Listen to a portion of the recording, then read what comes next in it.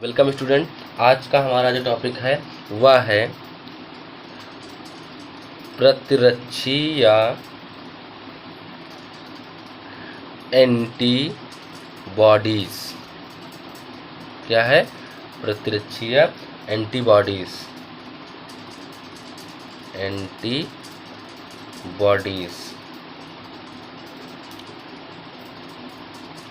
इसके बारे में हम आज पढ़ेंगे। तो सबसे पहले किसी प्रतिजन यानी कि बाह्य पदार्थ, किसी प्रतिजन बाह्य पदार्थ, किसी प्रतिजन बाह्य पदार्थ की अनुक्रिया में शरीर के प्रतिरक्षी तंत्र द्वारा क्या होता है? किसी प्रतिजन बाह्य पदार्थ की अनुक्रिया में शरीर के प्रतिरक्षी तंत्र द्वारा निर्मित प्रोटीन प्रतिरक्षी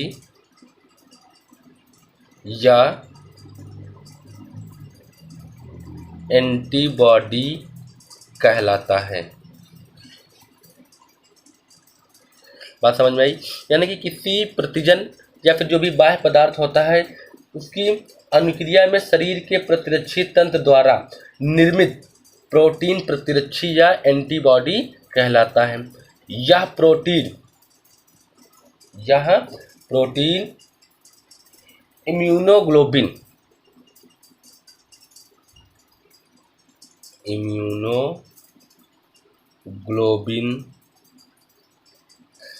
कही जाती है। यानी कि यह जो प्रोटीन होती है वह क्या कही जाती है? इम्यूनोग्लोबिन कही जाती है। प्रतिरक्षी तंत्र की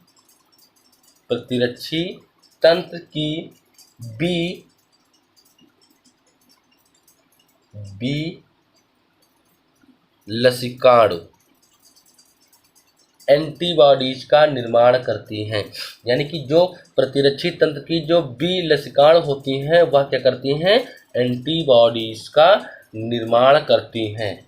अब बात करते हैं एंटीबॉडी अणु की संरचना। एंटीबॉडी अणु की संरचना, इसमें क्या होता है? जैसे कि सबसे पहले प्रत्येक एंटीबॉडी अणु 4 पॉलीपेप्टाइड श्रृंखलाओं से मिलकर बना होता है। किससे मिलकर बना होता है? 4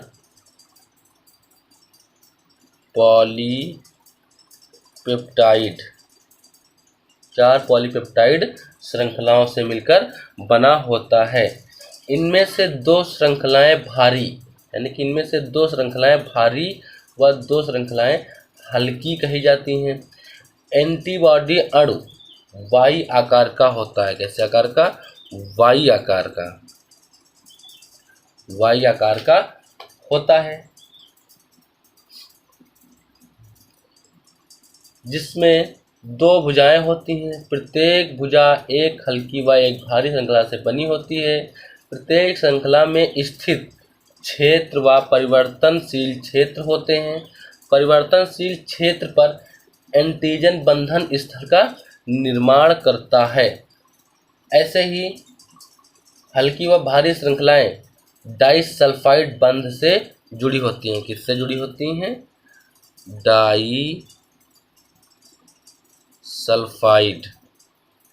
डाइसल्फाइड बंध से जुड़ी होती हैं। इन्हें H2L2 प्रतीकों द्वारा दर्शाया जाता है। एंटीबॉडीज को गामा ग्लोबुलिन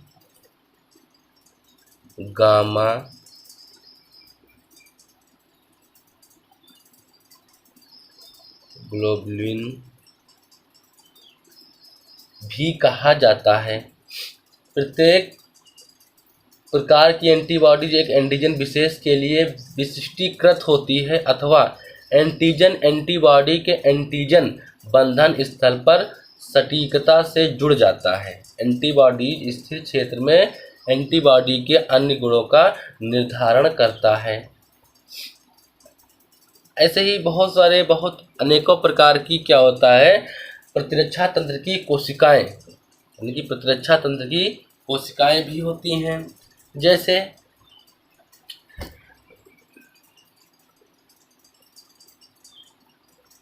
प्रतिरक्षा तंत्र की